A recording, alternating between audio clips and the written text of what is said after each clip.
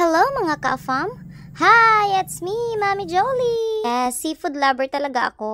Bukod sa malapit lang kami sa dagat, mahilig din talaga akong sumipsip ng mga ulo ng hipon. At saka, mga suso.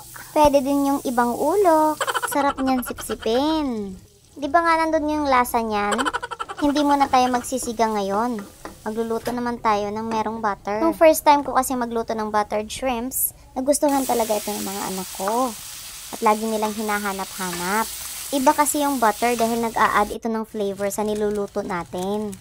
Kahit naman kaunting seasoning lang yung ilalagay mo, aba ay nagiging malasa na siya dahil sa butter. Isa ito sa pinaka-quick and easy recipe ng shrimps. Pwede din itong lutuin sa mga handaan, hindi lang sa simpleng hapunan o tanghalian. Subukan nyo na rin ito mga ka-afam. I'm sure magugustuhan ito ng pamilya nyo.